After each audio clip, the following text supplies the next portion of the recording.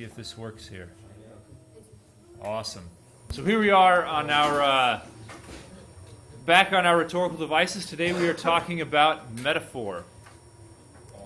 So we'll start here with slide number 1.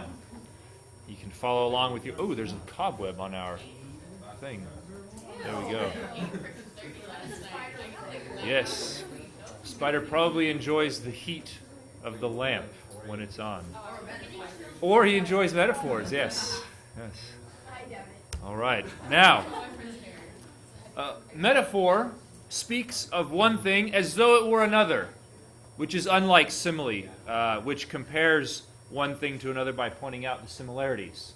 So it is not like a simile, and that is simply saying one thing is something else. And wrapped up in that idea that one thing is something else is what a metaphor does. Because not only does it give you the literal truth of something, it also conveys an emotional or psychological truth of the thing as well. This is where metaphors can be fun. Yes? Is simile really spelled like that? Because I thought it was I-E at the end. No. S-I-M-I-L-E. My life is a lie. Apparently. It compares one thing, not on thing. Your life is like a lie? My life is a lie. Oh, so you use metaphor. Okay. Very nice. Very nice. It compares one thing, not on thing, right? Where does... Oh, did I mess up? Well, no, there, this is slide number 1. Yes. That It compares one thing. Yeah, let me... I'm just going to fix that right now. Don't worry. Right back where we were. There it is. Look at that. Fixed. Now it compares one thing, not on thing. Okay. Metaphors are fun.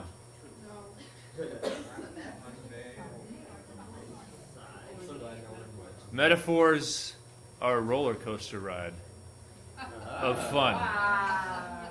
See what I did there?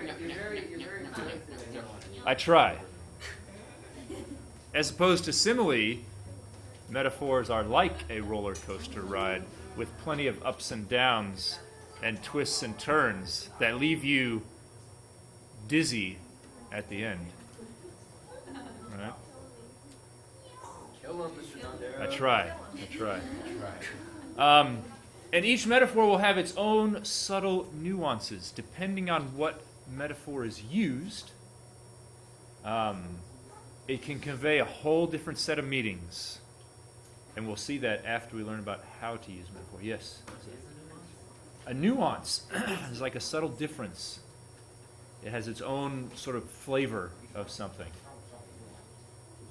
I'm just going to grab some water here. Step out of the picture there for a second. My reusable water bottle.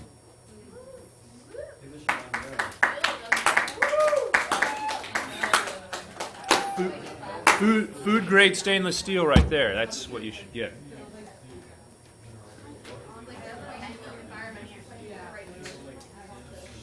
Yeah, we try to keep that environmental science going across the curriculum, right? All right. Yes, ironically, the environmental science book is made out of dead trees. Which, right? See the irony there? Okay. Anyway, moving on. How to use. This is slide number 2. Slide number 2, thank you. So, a metaphor uses a form of to be to state that one thing is another. So the to be verb, you guys know those? We also call them linking verbs. Is, am, are, was, were, been, being, be. Yeah? Those are just the basic ones. There are a lot more than that, yes. Example of that might be Dr. King was truly a king among men. And plus, it's a play on words, right? You can see the joy that you can have with using metaphor, right?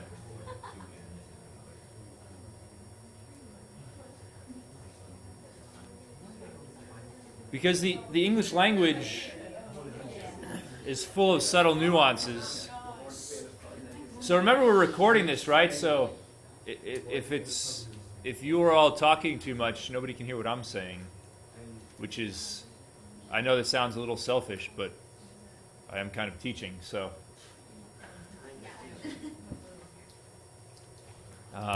You could also simply eliminate the verb, the to be verb, and just use a comma, like this. The report was released yesterday, a beacon of hope in these troubled times. Apparently, kind of makes you want to read that report, doesn't it? Must have been something to do with the economy or politics, right?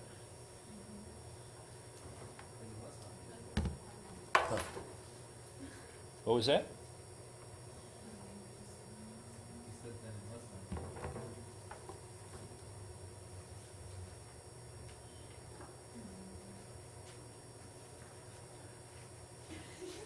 All right.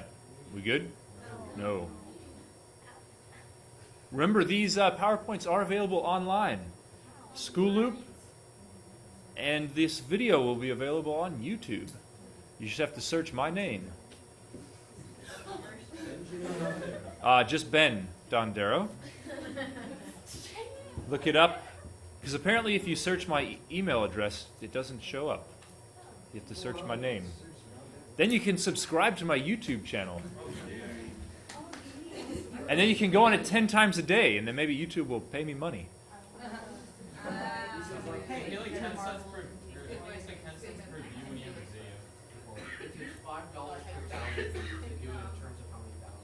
All right, we better get cracking then, right? I even put up some how-to videos on setting up MLA format if you want to look at those. Oh, yeah! I know. Pretty fun. All right, now we're moving on. Back to metaphor.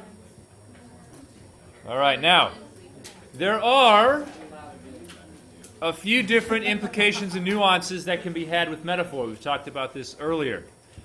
I'm going to give you some examples now, okay? Here's our initial sentence. She had a nice smile. And no, this was not planned that we just finished reading Why Women Smile. But it just happens to be coincidence. Full circle. Yeah, full circles are good. Well, what does this mean? She had a nice smile, right? Okay, cool. No, this is not a metaphor. We're going to add a metaphor in here. But she had a nice smile. Okay, but what kind of smile is that? Well, a metaphor can actually give you a lot more of those implications and nuances that you might want to have. So it can clarify what this means, what kind of smile she had, and make the reader think a certain way about the woman behind the smile. Okay? Because typically, yes, she had a nice smile, but really, you're trying to say something about the woman who is smiling, not just about her smile. Okay?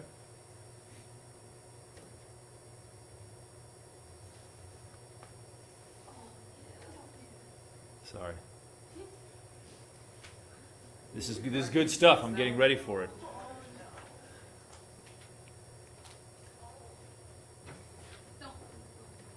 That was a good one.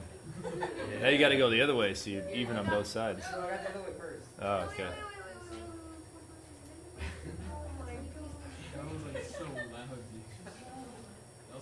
I wonder, you should all look at this video tonight at about 4 minutes and 45 seconds or so and see if you can hear Jake's back cracking. Yeah, the only reason you look at it, huh? Quick, somebody think of a metaphor for that. Jake's back cracking.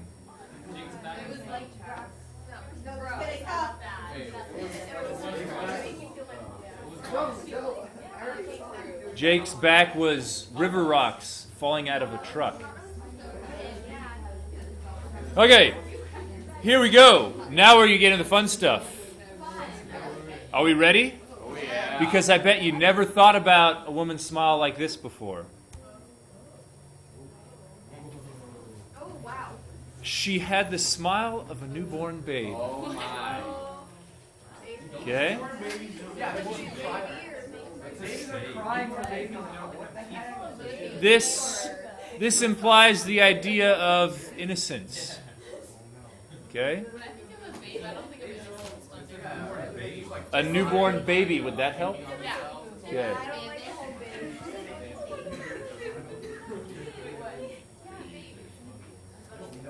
Right, so all of... Shh.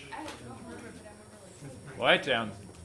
So when you use metaphor, all of the connotations of that image that you are using are then implied into the subject that's being compared, right? Or that's being used.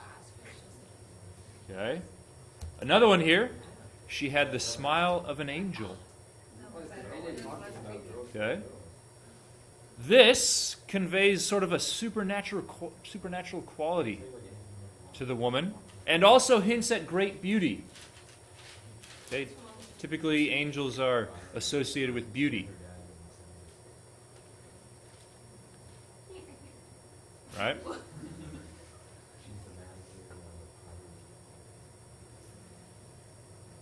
So here, much more different ideas conveyed by this metaphor. Okay? Are we good? Okay. It gets even better. Because it's on video, so I can always replay it and find out what happened. Can I do push-ups? If you want to do push-ups, sure, but anybody can do push-ups at any time that you want to. It's up. Wait, we can work out in this class? Sure, if you want to, as long as it's not disturbing anyone. No, not during a lecture though. When you're trying to learn something.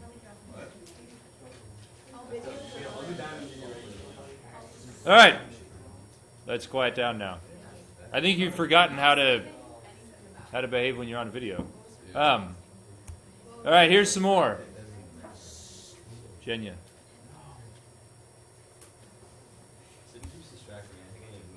Okay, maybe do that then. She had the smile of a supermodel. Maybe, right? Hints at great beauty. Supermodels are usually beautiful in a mannequin sort of way. However, it also hints at a more jaded or distant woman. Okay? Possibly a little arrogance as well, maybe. Not saying that all supermodels are arrogant. That's not what I'm saying, but because I don't know them personally. But sometimes they sort of come off that way, right? I know I'm beautiful. So saying a woman has a smile of a supermodel, you're actually saying that she possibly is acting like a supermodel as well. Right? Hence the subtle nuances and implications of metaphor.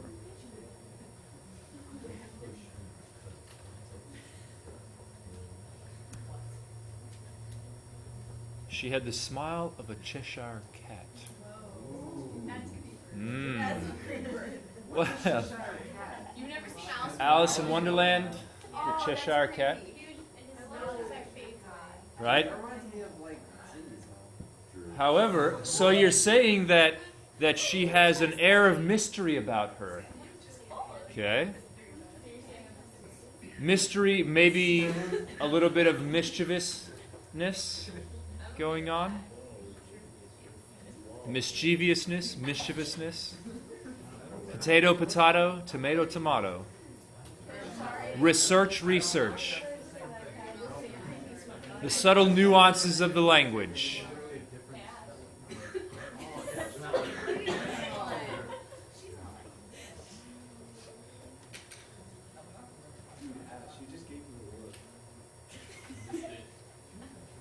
Learnt and learned. Two different ways of spelling the same thing. This is slide number 5, by the way. I apologize for the lack of commentary. It's slide numbers for you there at home.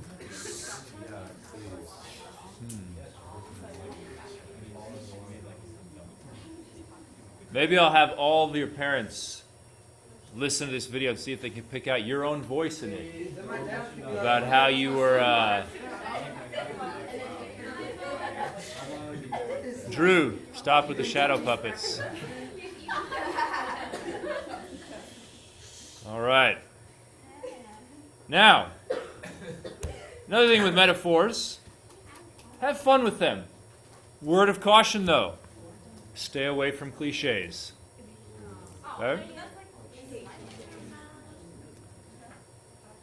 The smiling ones were not cliches. Something like a saying or metaphor that's used so many times that everybody knows what it is, and it just becomes rather boring, actually. I cannot at the moment. The cliche, the early bird gets the worm. Okay?